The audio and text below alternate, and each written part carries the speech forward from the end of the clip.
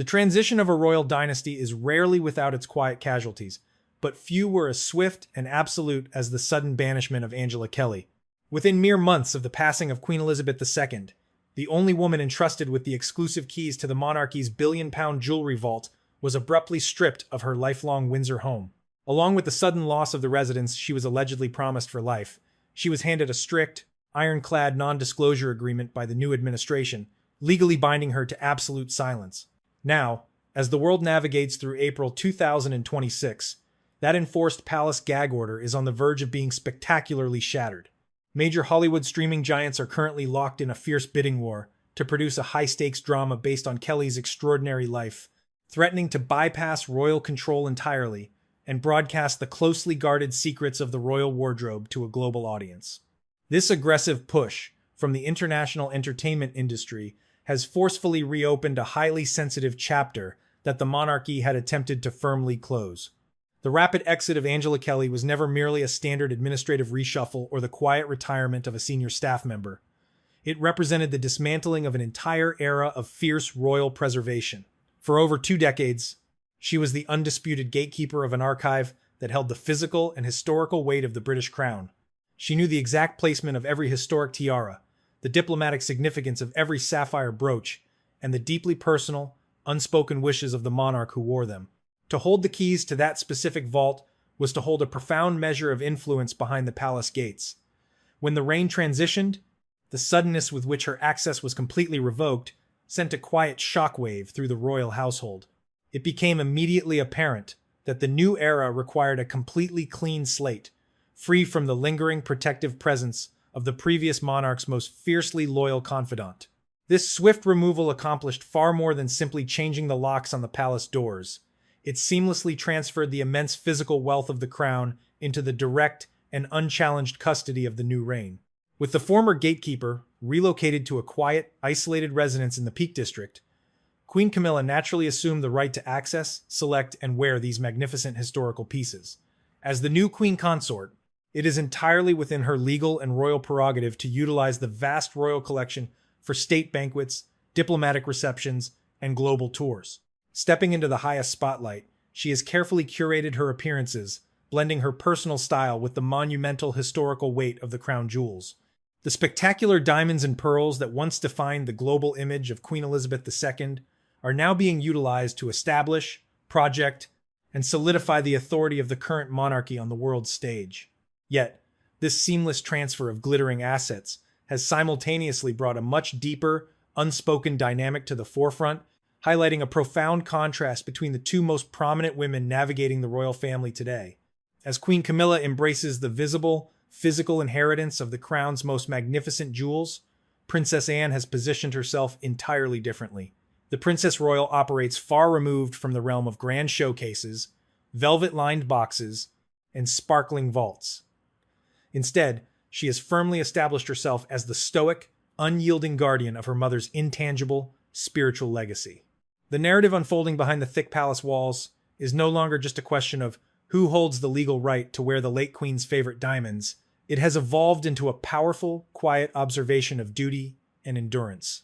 Princess Anne watches the shifting dynamics, the redistribution of these priceless assets, and the growing Hollywood clamor with her characteristic disciplined silence. Her authority within the family and the institution does not stem from the historical tiaras she chooses to wear, but from an unbroken, relentless dedication to service that requires absolutely no external adornment to command absolute respect. To truly grasp the magnitude of what shifted when the locks were changed at the royal residences, one must understand the unprecedented nature of the woman who previously held the keys. Angela Kelly's ascent within the royal household was a remarkable anomaly in a system deeply entrenched in aristocratic lineage and inherited status. Born to a working-class family in Liverpool, she did not arrive at the gates of Buckingham Palace armed with a prestigious title, high society connections, or a legacy of courtier ancestors. Instead, she brought an uncompromising work ethic, a razor-sharp eye for detail, and a straightforward, unvarnished demeanor that deeply resonated with the late monarch. Over a span of nearly 3 decades, Kelly evolved from a humble dresser to the personal advisor, curator, and in-house designer to Queen Elizabeth II. Her role expanded far beyond selecting fabrics and adjusting hemlines. She became the ultimate curator of the monarchy's soft power. The jewelry vault she managed was not merely a collection of expensive stones, it was an archive of global diplomacy. Kelly knew the precise history of every diamond tiara and the diplomatic weight of every sapphire brooch. She understood exactly which piece the monarch needed to wear to project strength, offer subtle solidarity, or honor a visiting head of state without uttering a single word. During the prolonged isolation of the global lockdowns, when the world outside stood still and the palace doors were tightly sealed against all external staff, it was Kelly who assumed the most intimate tasks, even taking on the responsibility of cutting and styling the queen's hair. This extraordinary proximity forged a bond of absolute trust, transforming her from a staff member into a deeply relied upon confidant. It was precisely this unwavering devotion that led to a highly unusual, yet profoundly significant, assurance. According to widely circulated historical accounts and royal biographers, Queen Elizabeth II had granted Kelly verbal permission to reside in a grace and favor home on the Windsor estate for the remainder of her life. In the intricate, highly structured ecosystem of the monarchy, such a promise is the ultimate currency of gratitude. It was meant to be a permanent sanctuary, a tangible recognition that the woman who had spent her life meticulously shielding the sovereign's image would, in turn, be shielded in her retirement. For years, it was an understood fact within the royal corridors that Kelly's presence at Windsor was a fixture, deeply intertwined with the late Queen's final years and enduring legacy.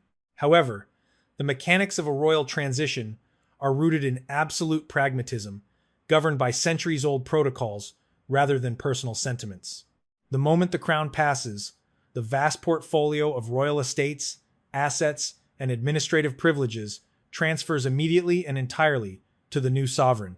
King Charles ascended to the throne with a clear, heavily publicized mandate to streamline the monarchy, a vision that inevitably required a thorough reassessment of royal properties, expenditures, and personnel. Under this new architectural framework of power, the private agreements of the previous reign were subjected to the stark operational realities of the present. As the king's consort, Queen Camilla stepped into her designated role, which naturally included the privilege of accessing the extensive royal collection to fulfill her state duties. The management of the billion-pound jewelry vault, the curation of state wardrobes, and the allocation of grace and favor residences all required a centralized command under the new king and queen. The new administration needed complete operational control to establish its own visual identity and working rhythm. To achieve this, the overarching presence of the former monarch's most fiercely protective gatekeeper presented a logistical and perhaps symbolic complication. In this swift reshuffling of the royal deck, the promised lifelong sanctuary at Windsor was rescinded. The transition was executed with the rapid efficiency characteristic of a corporate handover. Instead of remaining on the historic estate, Kelly was presented with an alternative arrangement, a property in the Peak District, far removed from the epicenter of royal life in Berkshire. Reports indicate that the king purchased the home to ensure she was accommodated, fulfilling a duty of care, yet the geographical distance spoke volumes. The physical separation marked the definitive end of an era. The keys that once unlocked the most secure and historically significant vaults in the realm were handed back. The access passes were deactivated.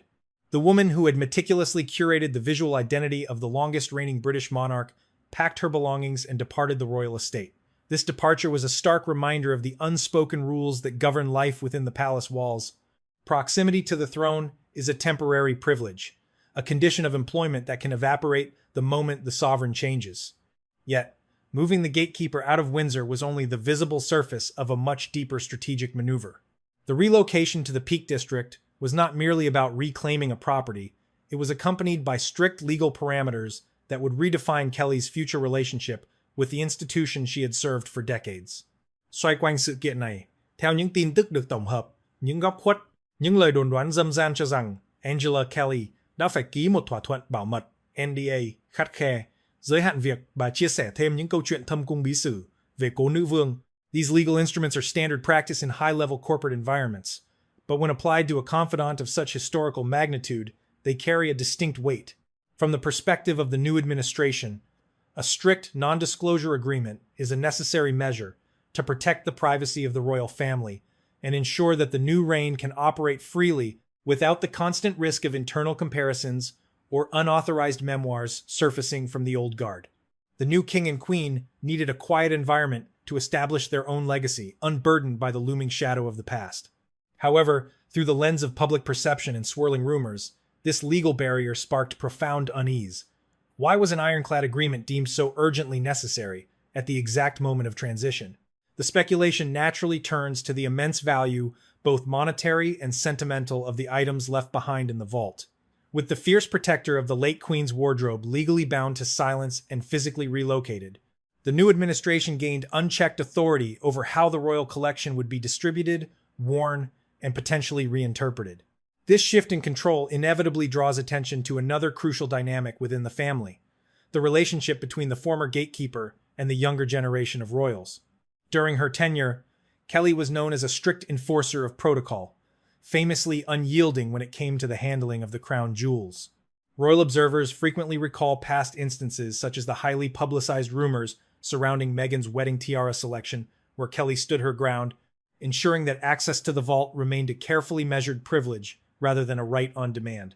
Yet, despite her formidable reputation, it is widely reported that she maintained a highly respectful, measured, and warm relationship with Prince William and Catherine, the Princess of Wales. For years, Kelly's presence was viewed by many royal watchers as a stabilizing force, a quiet guarantor that the late Queen's unspoken preferences regarding the future of her most cherished pieces, particularly those intended to eventually grace, Catherine would be fiercely protected. With the sudden removal of this protective layer and the implementation of a strict gag order, a sense of vulnerability emerged among those closely following the monarchy's internal politics. The public cannot help but wonder if the swift changing of the locks left the future queen consort, Catherine, without a crucial ally in the deeply complex, often unseen negotiations over the family's most significant historical assets. The tangible reality of this newly consolidated control was vividly broadcast to the world during the historic coronation in May 2023. As the newly anointed queen consort, Camilla stepped into the monumental weight of her role with a carefully calculated, sartorial choice. In a break from recent tradition, she opted to reuse Queen Mary's crown rather than commissioning a new piece. In doing so, she made a highly visible, deeply symbolic alteration. The controversial Koh-i-Noor diamond was removed, and in its place, the crown was set with the Cullinan 3, 4, and V diamonds. These were not just any precious stones, affectionately known as Granny's chips. They were the late Queen Elizabeth II's most frequently worn and deeply personal favorites. From a pragmatic standpoint, this was a masterful, entirely lawful exercise of her new prerogatives. By adorning herself with the very diamonds that had defined her mother-in-law's public image for decades, Queen Camilla visually cemented the continuity of the crown while simultaneously asserting her absolute position at the apex of the royal hierarchy. It was a clear, undeniable projection of stability and inherited authority for the global audience. Yet, directly contrasting this spectacular display of inherited material wealth was the quiet, steadfast presence of the late Queen's only daughter. Princess Anne has long been the royal family's silent observer, a woman whose understanding of the institution is forged not in velvet-lined vaults, but in a lifetime of relentless duty. History notes that it was Anne who remained by her mother's side during her final hours at Balmoral, intimately absorbing the concluding moments of a historic reign. At the state funeral, amidst the grand pageantry and global mourning, cameras briefly captured Princess Anne standing in quiet solidarity alongside Angela Kelly, a subtle but deeply profound acknowledgement of the shared grief and mutual respect between the monarch's bloodline and her most loyal servant. When the new administration shifted the operational dynamics, reclaimed the keys, and relocated the former gatekeeper, Princess Anne mounted no public defense and offered no statements of dissent. Her adherence to the strict hierarchical laws of the monarchy is absolute. She understands better than anyone that the sovereign's decisions regarding royal assets and personnel are final and unchallengeable. However, her response to the shifting tides of palace power was articulated not through spoken arguments, but through an indelible, historic action. On the day of the coronation, while the king and queen traveled in the opulent, gilded Diamond Jubilee State coach, surrounded by the finest diamonds the royal collection had to offer, Princess Anne chose a markedly different path. She eschewed the glittering tiaras, the silk gowns, and the comfort of a royal carriage. Instead, she accepted the demanding role of gold stick in waiting, a position acting as the personal bodyguard to the monarch. Clad in a heavy ceremonial military uniform, Princess Anne mounted her horse and rode directly behind the carriage through the unrelenting, pouring London rain. The image of the Princess Royal, drenched but resolutely upright, served as a powerful, unspoken counter-narrative to the glittering display inside the coach. Through this singular act of discipline, she delivered a masterclass in the true nature of royal duty. She did not need to contest the distribution of the jewelry vault to prove her standing. By turning her back on the ornamental trappings of her birthright and embracing the physical rigor of her uniform, Princess Anne demonstrated that the true weight of the crown is not measured in carats. Her actions silently underscored a profound reality. You may possess the keys to the grandest vaults and wear the most legendary diamonds, but genuine royal authority and the enduring respect of the public are forged through unyielding service, not material acquisition.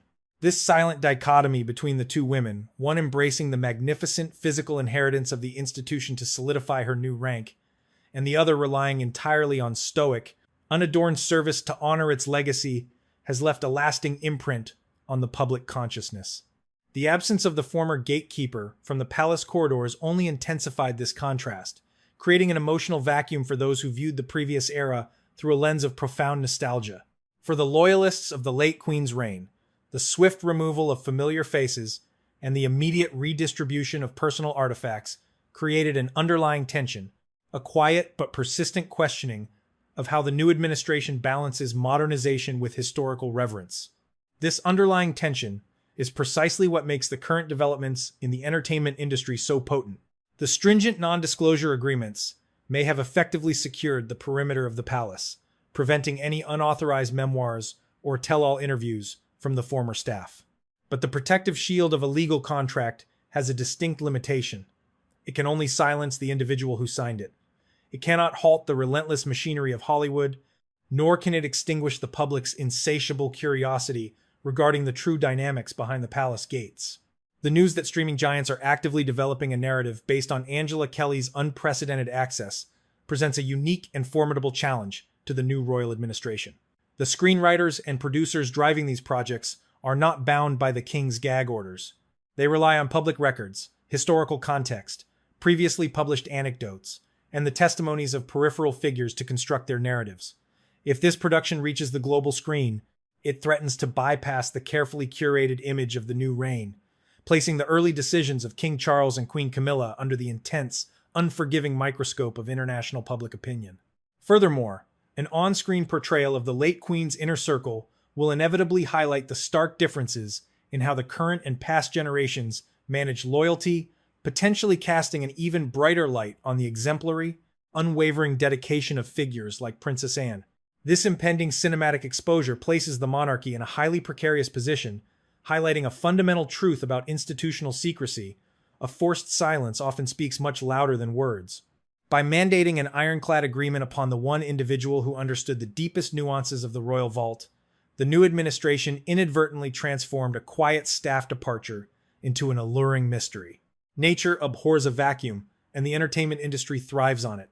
The dramatization of these specific events will inevitably prompt global audiences to scrutinize the rapid redistribution of royal assets. It raises a much broader, more profound question of how the institution protects its most valuable, yet entirely intangible asset, its historical continuity.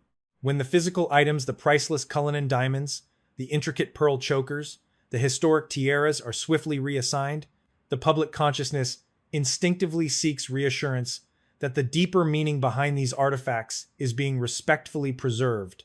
For Catherine, the Princess of Wales, the changing of the guard in the jewelry vault represents a subtle, yet highly significant, shift in the landscape she must navigate. The former gatekeeper was widely viewed as a meticulous protector of the late Queen's unspoken intentions, a steadfast figure who understood the delicate trajectory of the monarchy's future. Without this historical buffer, Catherine steps forward into her elevated role, relying not on the guaranteed allocation of specific heritage jewels, but entirely on her own deeply established grace and the inherent strength of her character. Her widespread public admiration proves that her influence is completely independent of the historical pieces she is granted access to. Her undeniable standing is secured by her impeccable conduct and quiet resilience. The grand residences of Buckingham Palace and Windsor Castle will continually welcome new inhabitants. The heavy, ornate keys to the subterranean vaults will inevitably change hands as generations turn and new reigns begin. Yet, the core essence of the British crown has never been neatly contained within a velvet-lined box or locked away inside a gilded safe.